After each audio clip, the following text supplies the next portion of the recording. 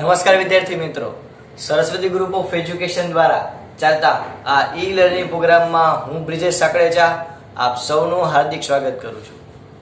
આપણે ધોરણ 10 ની અંદર વિજ્ઞાન વિષયની અંદર ચેપ્ટર નંબર 13 નો અભ્યાસ કરતા હતા કે જેનું નામ છે વિદ્યુત પ્રવાહની ચુંબકીય અસરો, કે જેની અંદર આપણે ચુંબક જે છે ચુંબકીય ક્ષેત્રને લીધે વિદ્યુત પ્રવાહમાં શું ફેરફાર આવે અને એના કરતા ઉલટું વિદ્યુત પ્રવાહ હોય તો એને લીધે ચુંબકીય ક્ષેત્ર ઉત્પન્ન થાય છે. આપણે એના વિશે ચર્ચા કરતા હતા કે જેની અંદર આપણે લાસ્ટ લેક્ચરની અંદર વિદ્યુત ચુંબકીય પ્રેરણ એટલે કે ઇલેક્ટ્રોમેગ્નેટિક ઇન્ડક્શન વિશે ચર્ચા કરી હતી, કે જેની અંદર આપણે એવું જોયું હતું કે કોઈ આવી રીતે કોઈ ચુંબક હોય એ નજીક કોઈ ગૂંચળું લઈ આવો એટલે કા બેયને સ્થિર રાખો કે બેયને ગતિમાં રાખો તો વિદ્યુત પ્રવાહ ઉત્પન્ન નથી થતો. પણ આપણે એક્સપેરિમેન્ટ દ્વારા એવું જાણ્યું હતું કે હું બેમાંથી કોઈ એકને સ્થિર રાખું અને બીજાને ગતિ કરાવું, પછી હું ચુંબકને ગતિ કરાવું તોય ભલે અથવા તો હું ગૂંચળાને ગતિ કરાવું તો પણ ભલે, પણ કોઈ એક સ્થિર રહેવું જોઈએ. કોઈ એક સ્થિર રહે એટલે એને સાપેક્ષ ગતિ કહેવાય. તો ચુંબક અને ગૂંચળા બંનેની સાપેક્ષ ગતિને કારણે વિદ્યુત પ્રવાહ જનરેટ થતો તો જેને આપણે વિદ્યુત ચુંબકીય પ્રેરણ ઘટનાને નામ આપ્યું હતું. પછી આપણે બે ગૂંચળા લીધા હતા એક જ સળિયામાં, અને એક ગૂંચળામાં વિદ્યુત પ્રવાહમાં ફેરફાર કરીએ તો બીજા ગૂંચળામાં પણ અલ્ટિમેટલી અસર આવતી હતી. તો ચાલો આપણે આ બધાનું તારણ કાઢી અને 2 માર્કમાં પૂછાયો અગત્યનો ક્વેશ્ચન આપણે જોઈ લઈએ વિદ્યુત ચુંબકીય પ્રેરણ ઉપરથી, કે કોઈ ગૂંચળામાં વિદ્યુત પ્રવાહ પ્રેરિત કરવાની જુદી જુદી રીતો. જો આમાં આખું અત્યાર સુધી આપણે ભણ્યા આખો લેક્ચર આવી જશે. અત્યાર સુધીના 2 લેક્ચર આપણે જે ચર્ચા કરી છે કે કોઈ ગૂંચળામાં વિદ્યુત પ્રવાહ કેવી રીતે તમે ઉત્પન્ન કરી શકો, પ્રેરિત કરી શકો. તો કે ભાઈ ગૂંચળાને સ્થિર ચુંબકની નજીક કે દૂર લઈ જતા, ગૂંચળાને સ્થિર ચુંબકની નજીક કે દૂર લઈ જતા, ગૂંચળું સ્થિર રાખવું ના સ્થિર ચુંબક છે એટલે કે ચુંબકને સ્થિર રાખવું અને ગૂંચળાને નજીક કે દૂર લઈ જાવ તો વિદ્યુત પ્રવાહ પ્રેરિત કરી શકો, અથવા તો ગૂંચળાને સ્થિર રાખવું અને ચુંબકને ગૂંચળાની નજીક કે દૂર લઈ જતા વિદ્યુત પ્રવાહ પ્રેરિત થાય છે. મેં અહીં ટૂંકમાં લખ્યું છે, તમારે પૂરેપૂરું લખવાનું રહે. ત્યારબાદ બીજો આપણને કીધું વાક્ય એટલે કે બીજી રીત, આપેલા ગૂંચળાની નજીક આવેલા બીજા ગૂંચળામાં વહેતો વિદ્યુત પ્રવાહ બદલીને. એટલે યાદ છે આપણે વિદ્યુત ચુંબકીય પ્રેરણની ઘટના આવી કંઈક જોઈ હતી કે એક સળિયો હોય, આ એક ગૂંચળું હોય ને અહીંયા એક ગૂંચળું હોય. આના આરે ગેલોરીમીટર જોયું હતું અને આની આરે આપણે બેટરી જોઈ હતી. તો અહીંયા આપણે વિદ્યુત પ્રવાહ આપણે આપીએ તો અહીંયા પણ વિદ્યુત પ્રવાહ પ્રેરિત થતો હતો. એટલે કે આપેલા ગૂંચળાની નજીક આવેલું બીજું ગૂંચળું માં વહેતા વિદ્યુત પ્રવાહને બદલીને પણ તમે EMF જે છે એ જનરેટ કરી શકો છો, એટલે કે વિદ્યુત પ્રવાહ જે છે એ ઉત્પન્ન કરી શકો છો. ત્યારબાદ તો કે અસમાન ચુંબકીય ક્ષેત્રમાં ગૂંચળાને યોગ્ય રીતે ગતિ કરાવી. હવે આપણે એના માટે જો ફ્લેમિંગનો નિયમ જોયો હતો, યાદ છે બધાને ફ્લેમિંગનો નિયમ? તો કે ભાઈ ફ્લેમિંગનો નિયમ જોયો તો ફ્લેમિંગનો જમણા હાથનો નિયમ, કે અંગૂઠો જે છે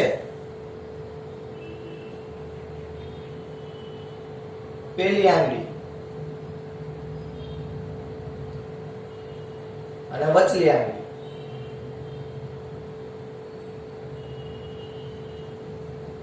તો અંગૂઠો હતું એ વાહકની ગતિ દર્શાવતું હતું, પેલી આંગળી એ ચુંબકીય ક્ષેત્ર દર્શાવતું હતું અને વચલી આંગળી એ વિદ્યુત ક્ષેત્ર એટલે કે વિદ્યુત પ્રવાહ દર્શાવતું હતું. કેમાં? તો કે ફ્લેમિંગના રાઈટ હેન્ડ રૂલમાં. ફ્લેમિંગનો રાઈટ હેન્ડ રૂલ એટલે કે ફ્લેમિંગનો જમણા હાથના નિયમ.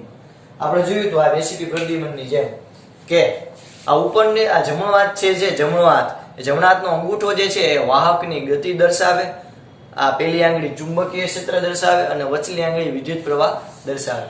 તો કોઈ ચુંબકીય ક્ષેત્ર રાખેલું હોય, ફોર એક્ઝામ્પલ અહીંયા N અને અહીંયા S છેડો છે, તો ક્ષેત્ર રેખાઓ આમ જતી છે N થી S ડુમ ડુમ ડુમ ડુમ કરતી, તો ચુંબકીય ક્ષેત્ર આવી ગયું.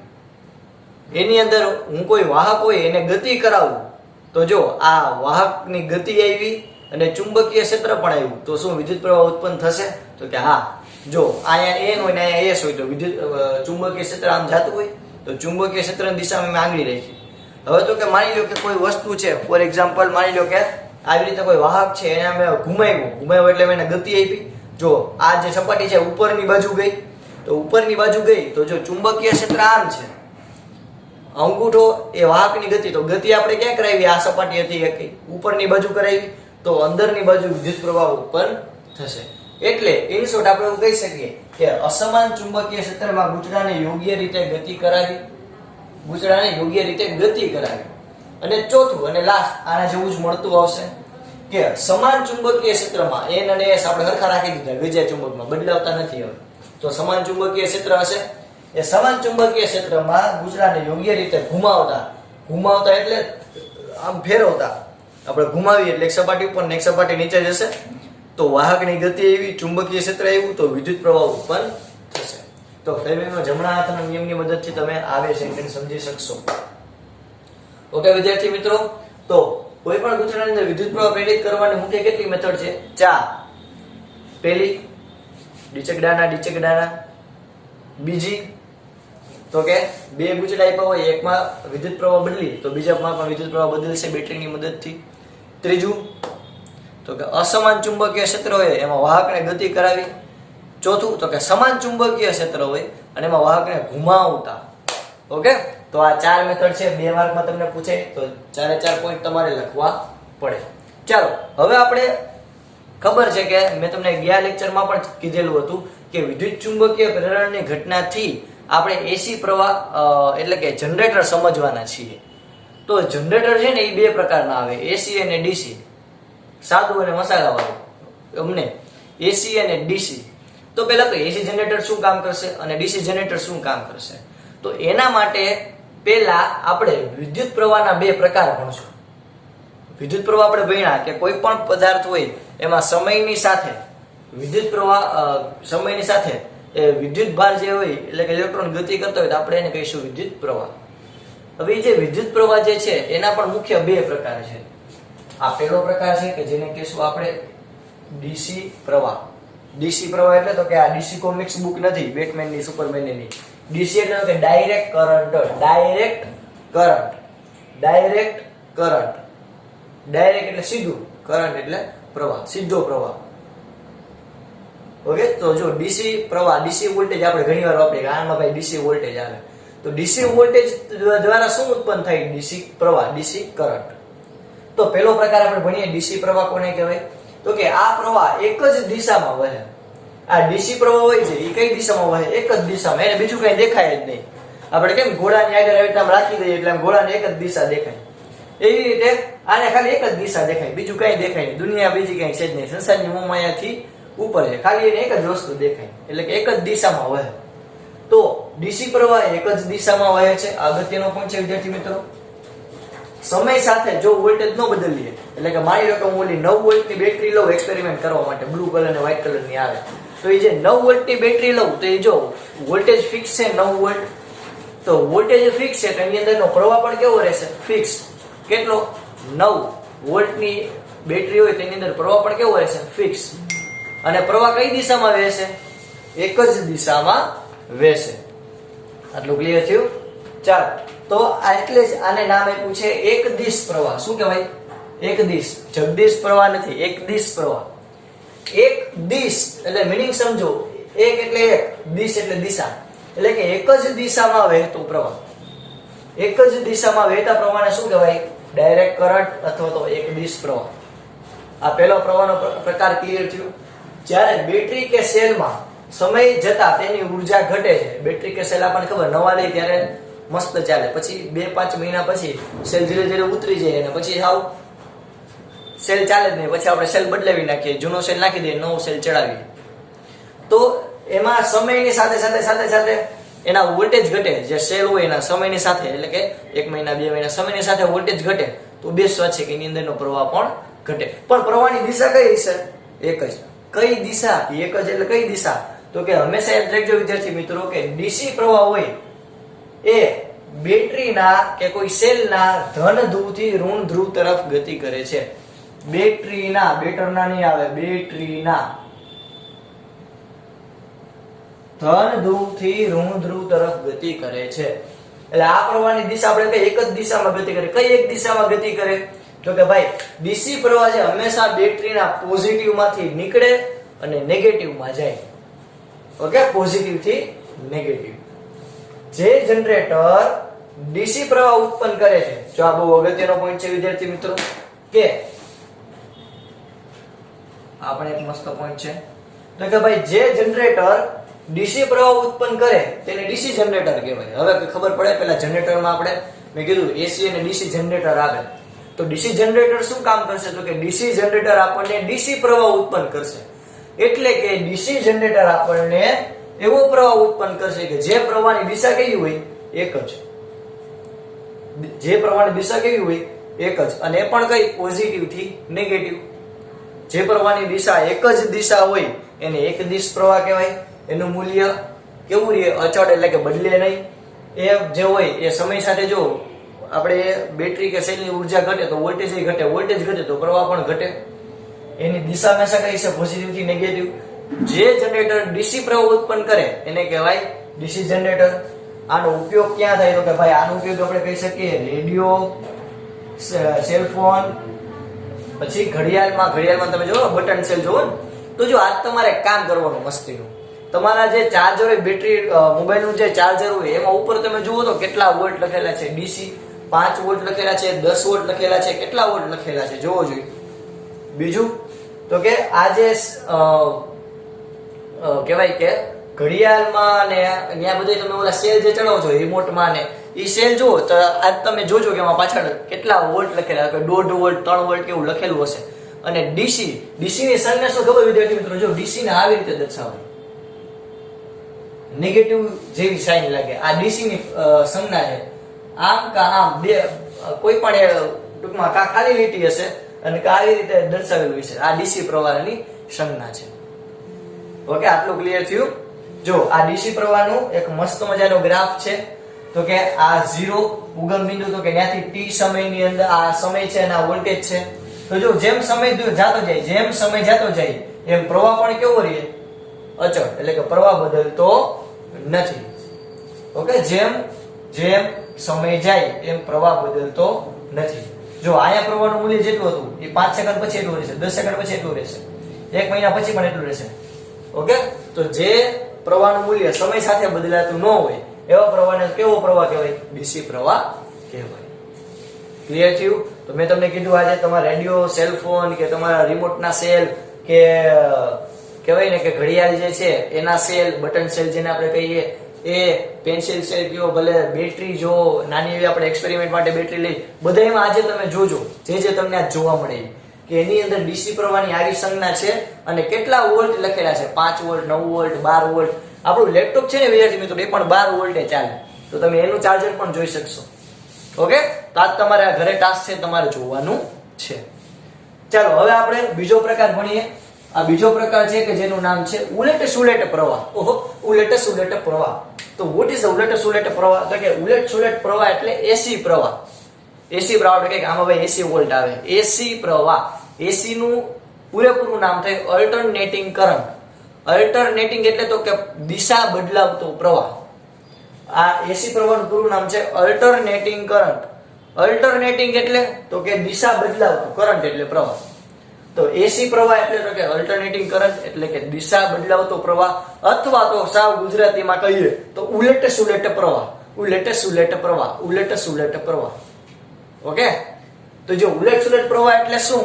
તો કે જે વિદ્યુત પ્રવાહની દિશા સમયની સાથે, જે વિદ્યુત પ્રવાહની દિશા સમયની સાથે નિયમિત રીતે બદલાય. જો અગત્યનું સેન્ટેન્સ છે વિદ્યાર્થી મિત્રો, નિયમિત રીતે બદલાય. એટલે એવું નહીં કે 2 સેકન્ડ માટે પોઝિટિવ, વળી 7 સેકન્ડ માટે નેગેટિવ, વળી 1 સેકન્ડ માટે પોઝિટિવ, વળી 12 સેકન્ડ માટે નેગેટિવ. એમ આડા અવળું ગમે એમ નહીં, ફિક્સ. 2 સેકન્ડ પોઝિટિવ હોય તો 2 સેકન્ડ નેગેટિવ, 2 સેકન્ડ પોઝિટિવ હોય તો વળી 2 સેકન્ડ નેગેટિવ, એમ ફિક્સ ચાલ્યું જાય. એટલે કે સમયની સાથે નિયમિત રીતે, રેગ્યુલર રીતે જે પોતાની દિશા બદલાવતો હોય એવા પ્રવાહને કહેવાય એસી પ્રવાહ. તો અહીંયા મેં મસ્ત મજાની આકૃતિ દોરી છે. ઓકે, તો જો આ જે એસી પ્રવાહ હોય, એસી પ્રવાહ એને આવી રીતે દર્શાવે, એનો ગ્રાફ છે. આ પ્લસ આઈ, આ માઇનસ આઈ, એટલે કે આ કોઈ પણ પર્ટિક્યુલર વોલ્ટેજ કે પ્રવાહ હોય એની પર્ટિક્યુલર વેલ્યુ, કે અહીંયા આઈ જે છે, અહીંયા આઈ ફોર એક્ઝામ્પલ 5 એમ્પિયર હોય તો +5 અને -5. હું એમ કહું 5 એમ્પિયર ડીસી પ્રવાહ, 5 એમ્પિયર એસી પ્રવાહ તો એનો મિનિંગ શું થયો? 5 એમ્પિયર એસી પ્રવાહ. તો કે 5 એમ્પિયર એસી પ્રવાહ એટલે તો કે +5 એમ્પિયર અહીંયા અને -5 એમ્પિયર અહીંયા. એટલે કે નિયમિત સમયગાળામાં 5 +5 હશે, વળી નિયમિત સમયગાળામાં -5, વળી +5 -5. એટલે આમાં આવાલા કેમ દરિયામાં આપણે આમ ઠેકડા મારે માછલી, વળી અંદર જાય, વળી ઠેકડા મારે અંદર જઈને એના જેવું. તો પહેલા આટલું ક્લિયર થયું. હવે આકૃતિ સમજવાની ટ્રાય કરીએ. તો જો ધ્યાનથી 0 આ એક જો અહીંયાથી શરૂઆત કરી પદાર્થ એટલે કે પ્રવાહ અહીંયાથી આપણને મળ્યો મહત્તમ થયો, અહીંયા ફરી પાછો શૂન્ય થયો, ફરી પાછું જો નેગેટિવ થયું ને અહીંયા. તો એક સાયકલ પૂરું કરવા માટે 0 થી પોઝિટિવ થયું, 0 થયું, વળી નેગેટિવ થયું અને ફરી પાછું 0 થયું. તો આખું આમ એક રાઉન્ડ પૂરું કરવા માટે એટલે કે એક સાયકલ પૂરી કરવા માટે એને કેટલો સમય લાગે? t જેટલો સમય. t4 આવર્તકાળ, જે તમે 9મા ધોરણમાં ભણી ગયા તરંગોવાળા ચેપ્ટરમાં, કે આવર્તકાળને t વડે દર્શાવવામાં આવે છે. ઓકે, તો t એટલે આવર્તકાળ એટલે કે એક ચક્ર પૂરું કરવા માટે જો આ એક ચક્ર થયું, આને અડધું ચક્ર કહેવાય, આને વળી પાછું અડધું ચક્ર કહેવાય. એટલે જો મેં અર્ધ ચક્ર કીધું, આ પોઝિટિવ છે એટલે આપણે એને કીધું ધન અર્ધ ચક્ર, આ નેગેટિવ છે એટલે કારણ કે 0 ની નીચેની સાઈન કેવી આવે આ લેખમાં? નેગેટિવ. તો આ નીચેનો ભાગ નેગેટિવ છે, ઉપરનો ભાગ પોઝિટિવ છે. તો આને કહેવાય ધન અર્ધ ચક્ર, આને કહેવાય ઋણ અર્ધ ચક્ર. તો t એ આવર્તકાળ છે એટલે કે એક દોલન પૂરું કરવા માટે લાગતો સમય. આવર્તકાળ એટલે તમે ભણી ગયા છો વિદ્યાર્થી મિત્રો, 9મા ધોરણમાં. ન ખબર હોય તો લખી લેજો, બોલું છું કે એક દોલન પૂરું કરવા માટે, એક દોલન પૂરું કરવા માટે લાગતો સમય. આ એક ચક્ર પૂરું કરવા માટે લાગતો સમય છે, એક ચકેડી પૂરું કરવા માટે લાગતો સમય t. તો જો અડધા સમયગાળામાં એ પોઝિટિવ હશે, અડધા સમયગાળામાં એ નેગેટિવ હશે. આ ધન અર્ધ ચક્ર, આ ઋણ અર્ધ ચક્ર, આખું એક ચક્ર થયું. આને હું અહીંયાથી દર્શાવું તો ચાલે. હું અહીંયાથી દર્શાવું કે આ ટોચ થી આ ટોચ સુધી, તો આને પણ એક ચક્ર કહેવાય. ઓકે, તમે જ્યાંથી ઉપાડો ને વળી પાછી ઈ વેલ્યુ ત્યાં રિપીટ થવી જોઈએ, એને એક ચક્ર કહેવાય. હવે F = 1/t જે આપણે સૂત્ર ભણી ગયા હતા કે આવૃત્તિ અને આવર્તકાળ બંને એકબીજાના વ્યસ્ત હોય. એટલે કે F એટલે તો કે આવૃત્તિ, આવૃત્તિ એટલે તો કે એક સેકન્ડમાં થતી દોલનોની સંખ્યા. એટલે કે કોઈ વ્યક્તિ માફ કરશો, વ્યક્તિ નહીં, કોઈ પદાર્થ એક સેકન્ડમાં કેટલું ધ્રુજે છે, તો એક સેકન્ડમાં કેટલું ધ્રુજે છે એને કહેવાય આવૃત્તિ. હાવ કાઠિયાવાડી ભાષામાં કીધું તો આવૃત્તિ F = 1/t એટલે કે 1/, આવર્તકાળ જે AC ની આવૃત્તિ છે, જે જનરેટરના ગૂંચળામાં પરિભ્રમણ આવૃત્તિ જેટલી, ગૂંચળાના પરિભ્રમણ આવૃત્તિ જે આપણે જનરેટરમાં જોશું. અત્યારે ખાલી આ લખી લ્યો, પછી તમે જનરેટર સમજી લ્યો, પછી આ વાંચશો તો તમને સમજાઈ જશે કે જે જનરેટરમાં ગૂંચળાના પરિભ્રમણ, ગૂંચળાને તમે જેટલી ઝડપથી ફેરવો એ જ એ જનરેટરની આવૃત્તિ થાય. ઓકે, તમે આમ ગૂંચળાને ફટાફટ આમ ગૂંચળાને તમે જેમ ફેરવો તો ઈ જ કહેવાય ને કે એસી જે પ્રવાહ ઉત્પન્ન થાય એની આવૃત્તિ થાય. ભારતમાં ઘરગથ્થુ ઉપયોગ માટે એટલે ભારતમાં આપણે રોજિંદા જીવન માટે 220 વોલ્ટ અને 50 હર્ટ્ઝ 220 વોલ્ટ અને 50 હર્ટ્ઝ એસી પ્રવાહનો ઉપયોગ થાય છે. આપણે ઓબ્વિયસ વાત છે કે આપણે અહીંયા જે પ્લગ આપેલા હોય, ઓલા પ્લગ સ્વિચ બોર્ડ, એમાં બે આવી રીતે હોલ હોય, તો એની અંદર આપણે કઈ 230 વોલ્ટ 220 થી 230 વોલ્ટ ની અંદર એસી પ્રવાહ આવે. એની આવૃત્તિ કેટલી છે વિદ્યાર્થી મિત્રો? યાદ રાખજો ખાસ, 50 હર્ટ્ઝ. 50 હર્ટ્ઝ એટલે શું? એની આવૃત્તિ એટલે કે એક સેકન્ડમાં થતી આવૃત્તિ. આવૃત્તિ એટલે એક સેકન્ડમાં થતી દોલનોની સંખ્યા. તો એ એક સેકન્ડમાં કેટલા દોલન પૂરા કરે છે? 50. ઓકે, તો જો ખાસ યાદ રાખજો કે આવૃત્તિ જે છે એ આપણને 50 મળી, તો એનો મીનિંગ એવો થયો કે આ જે પ્રવાહ જે છે એ 100 વાર દિશા બદલશે. સિમ્પલ. 50 હર્ટ્ઝ આવૃત્તિ છે તો મીનિંગ શું થાય? તો કે હવે 50 હર્ટ્ઝ આવૃત્તિ એટલે કે 50 વાર પોઝિટિવ અને 50 વાર નેગેટિવ. ઓકે, તો 50 વાર પોઝિટિવ થાય. તમે 50 હર્ટ્ઝ આવૃત્તિ, આપણે વિચાર કરો કેટલી સ્પીડ હશે પ્રવાહની, કે આપણે જે ઓલા બે કાણા હોય, બે જે હોલ હોય, એમાંથી જે 230 વોલ્ટ આવે છે, જે આપણે પ્લગ ચડાવીને કોઈ સ્વિચ ચાલુ કરીએ તો એ જે સ્વિચ જે છે, જે હોલ ત્યાંથી જે 230 વોલ્ટ આવે અને 50 હર્ટ્ઝ આવૃત્તિ વાળો એસી વોલ્ટેજ આવે, એટલે જો ને આડું તો આપણે ભોગ થઈ જાય. તો એનું મિનિંગ શું છે 50 હર્ટ્ઝ એટલે તો કે 50 વાળી દિશા બદલે છે 1 સેકન્ડમાં. 1 સેકન્ડમાં એ 50 વાર દિશા બદલે, 50 વાર પોઝિટિવ થઈ જાય, 50 વાર નેગેટિવ થઈ જાય. તો ટોટલ કેટલી વાર દિશા બદલે 1 સેકન્ડમાં? 100 વાર. વિચાર તો કરો. એટલે કે આના ઉપર આપણે કહી શકીએ કે આપણે જે આ એસી પ્રવાહ આવે છે એ 1 સેકન્ડમાં 100 વાર દિશા બદલે છે. આપણે ઉપર લખેલું છે, માફ કરશો. 1 સેકન્ડમાં 100 વાર પોતાની દિશા બદલશે. કેટલી? 1 સેકન્ડમાં 100 વાર પોતાની દિશા બદલશે. એટલે જ આ પ્રવાહનો આવર્તકાળ t કેટલો થાય? તો કે 1/f એટલે કે 1/50 એટલે કે 0.01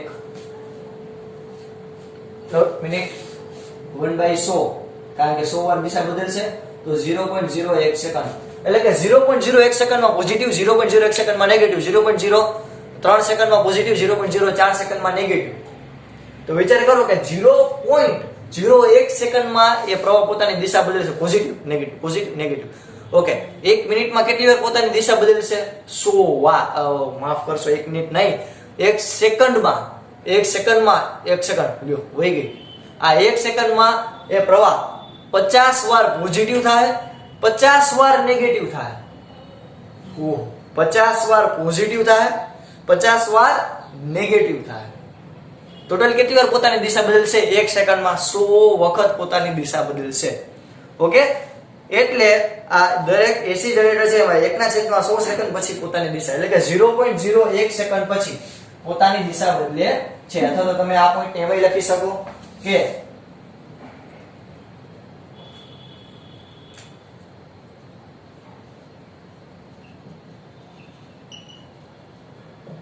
દિશા બદલે 0.01 સેકન્ડની અંદર. આનો ઉપયોગ ક્યાં થાય? તો કે રેફ્રિજરેટર, એસી ની અંદર. ઓકે, એસી ની અંદર, રેફ્રિજરેટર. બીજે ક્યાં થાય છે વિદ્યાર્થી મિત્રો? તો કે પંખાની અંદર વગેરેની અંદર આપણે આસપાસ ઘણી એવી એસી પ્રવાહ દ્વારા ચાલતી વસ્તુઓ છે. તો ઘણા બધાની અંદર આનો ઉપયોગ થતો હશે. ઓકે વિદ્યાર્થી મિત્રો, તો આપણે વિદ્યુત ચુંબકીય પ્રેરણને આપણે મસ્ત ક્વેશ્ચન કરી ગયા 2 માર્કમાં. આ સિવાય તમને 2 માર્કમાં ડીસી પ્રવાહ પૂછે તો આવડી જાય, આટલા પોઈન્ટ તમારે લખવા પડે. અથવા 2 માર્કમાં તમને એસી પ્રવાહ પૂછે તો તમારે આટલા પોઈન્ટ લખવા પડે. આ બધા અગત્યના ક્વેશ્ચન છે 2 માર્કના. આ 2 માર્કમાં પૂછાય તો આટલું લખવાનું, આ 2 માર્કમાં પૂછાય તો આટલું લખવાનું, અને આ 2 માર્કમાં પૂછાય તો આટલું લખવાનું. આવું રંગબેરંગી તમારા બુકની અંદર ચિત્રી નાખજો, જેથી આપણે વાંચવાની આવે, મજા આવે. મેં જો ટૂંકમાં પોઈન્ટ લખ્યા છે તમને સમજાય એ રીતે લખેલું છે. તો આ જ રીતે તમારે યાદ રાખવાનું છે. ક્લિયર? આ એસી પ્રવાહ થયું, આ ડીસી પ્રવાહ થયું. તમને તફાવત રીતે પૂછે તો આનો તફાવત પણ તમને આવડવો જોઈએ. ક્લિયર થયું? એટલે વિદ્યાર્થી મિત્રો, આ બધું તમારે તમારી પાકી બુકમાં એકવાર અને રફ બુકમાં એકવાર લખવાનું છે. ઓકે, અહીંયા સુધી રાખીએ. જય ભારત, જય હિન્દ. બીજું આ બધું તમે તમારી બુકની અંદર લખી લો. ચાલો ફટાફટ.